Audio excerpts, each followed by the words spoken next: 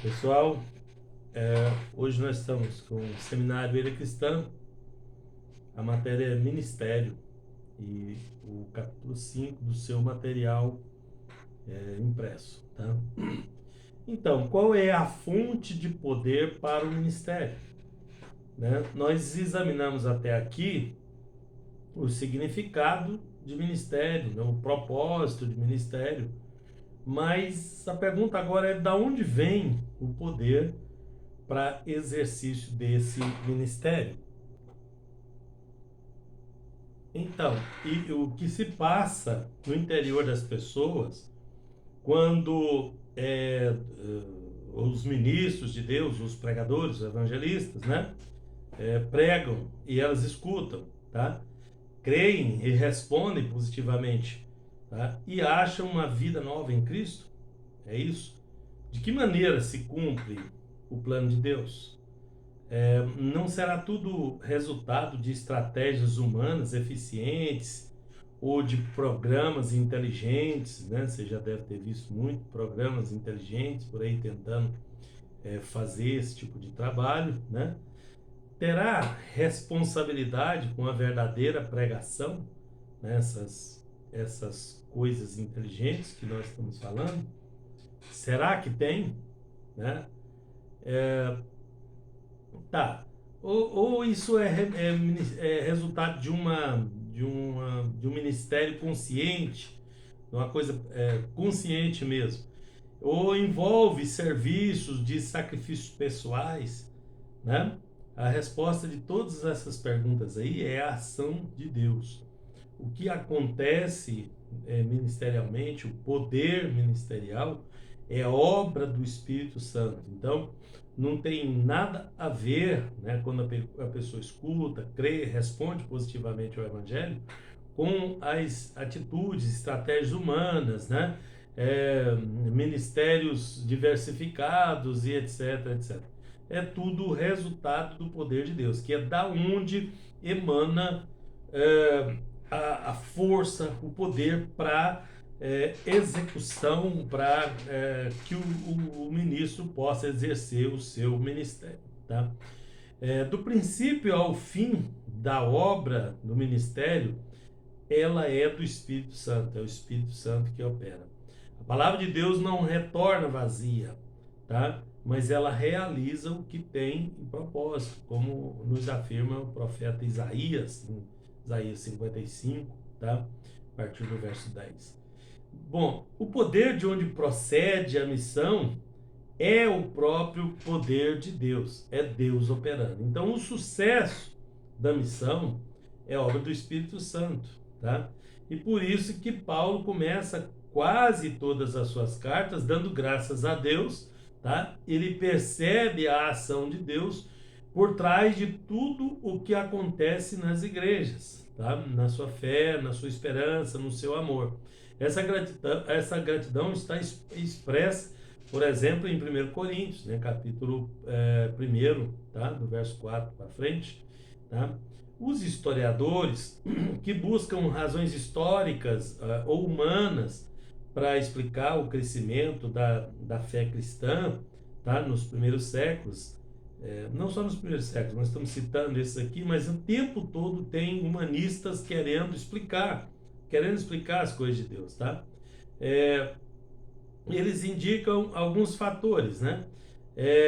Grandes áreas experimentaram a paz pela primeira vez na história, graças à política do Império Romano, né? Então, havia uma paz gigantesca, porque o Império Romano era muito forte, então ele impôs a paz, chamava Pax Romana, mas era paz, não tinha guerra, não tinha conflitos ali, porque eram abafados por Roma, tá? Então, os historiadores dizem que havia um grande, né, experimentaram a paz por grandes áreas por um período ali, tá?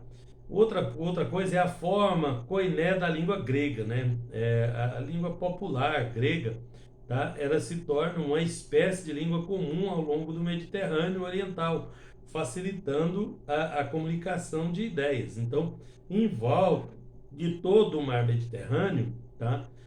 Aconteceu um fenômeno dos povos todos saberem falar o grego koiné, é o grego comum.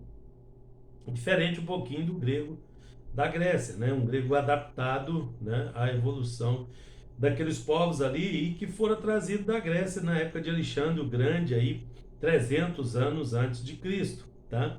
E isso ajudou bastante também, tá?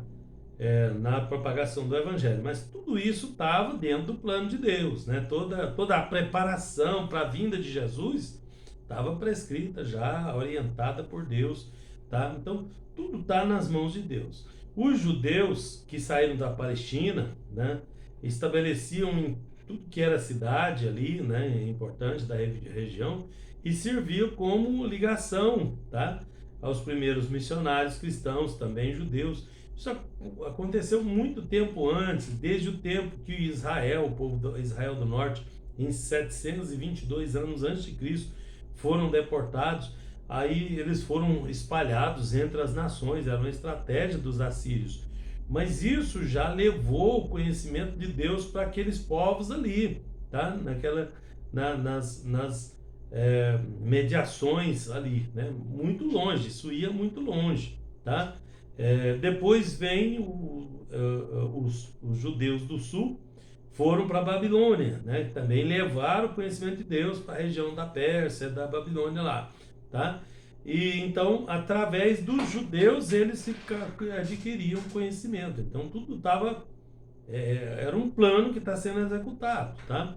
Muitas pessoas no Império não mais contestavam as religiões tradicionais politeístas gregas e contentavam, desculpe, com as religiões politeístas, que eram as religiões, eu estava concentrado aqui no grego e no romano, porque era um panteão de deuses ali, uma coisa que não dava a resposta que a pessoa queria. Então, as pessoas não estavam mais satisfeitas com aquilo. Então, juntou tudo isso, né? Todos esses fatores, né? E ainda tinha mais, né? A Palestina, em particular Jerusalém, representava um lugar de encontro, né, para o comércio e a comunicação entre os povos ali, era um trevo, né, que ia para a Ásia, que ia para a Europa e que ia para a África, tá? Então é um lugar muito estratégico para isso aí, né, para o comércio. Então passava muita gente por ali, né? Então a palavra se propagaria facilmente por aquela região. Hoje, alguns cristãos poderão dizer que a fé cristã se espalhou rapidamente, não por causa desses fatores, mas pela ação do Espírito Santo, tá? É claro que o Espírito Santo estava trabalhando lá, né? Naquele momento lá, preparando os fatores que aconteceram depois. Mas tudo foi preparado por Deus, tá? E executado milimetricamente.